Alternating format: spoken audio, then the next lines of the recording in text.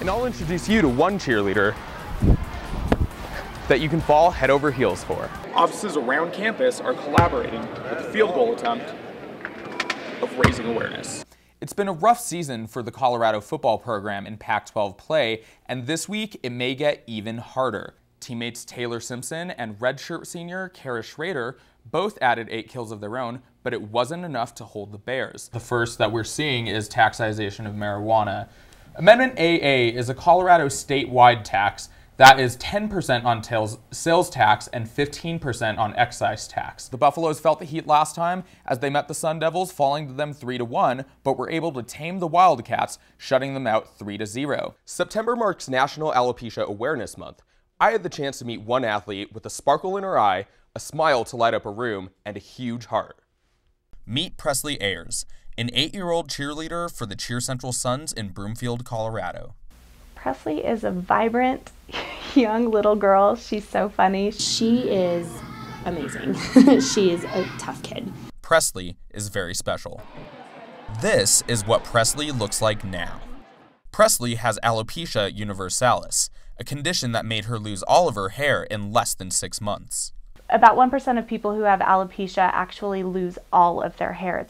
A lot of times you just get patches, but I have a really rare kind. I want to say about December of last year, she started to lose more hair. It felt kind of sad. When she really started losing it, she lost it really fast, probably in about 2 weeks. I thought I was going to be different than other people, like people would treat me different. I think that was the hardest part, was finally when we got to the point that, it wasn't something that we could hide anymore. The Ayers family began to move forward with how they were going to approach Presley's new look. Although she began competing in a wig, as time passed, Presley came out and decided it was time to keep shining. Wow, our support was just overwhelming. I never get out about it really anymore. Ultimately, there's been several times where she's looked at me and said, "Mommy, I am who I am, and I want people to know who I am." And, there's not a whole lot more you could ask for.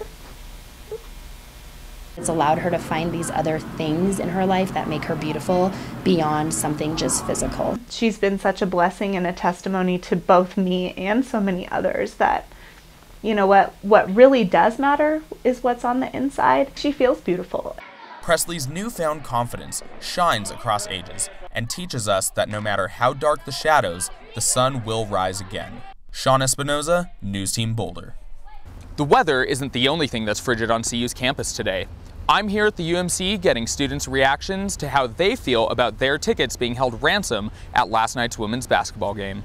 First it was Bacon, and now it's Andrew Wiggins. The CU Athletic Department is getting more and more creative with their tactics to try to fill seats at women's basketball games. One season ticket holder noticed that this game was different right away. Last night, on our way into the game, we noticed that there were students just swarming to the game, which is something we have not experienced in the past. Social media was in an uproar, saying things like the ticket distribution policy was demeaning to women. We're going to use your game as a bribe to get people to go to the men's game. Others said things like they make it sound like torture, and for some, it was. I don't think they should force people to go to the game just so that they can go to a men's game later in the week. I think it's good that they're trying to get more people to come out to the women's games, though. I would love to have more attendance at the women's games, that's for sure. I like the attempt, but gotta be more cautious in the future. I'd like to have people at the women's games who want to be there. Is this the calm before the storm? Only time will tell what students get to attend the Kansas game later this season. Sean Espinoza, News Team Boulder.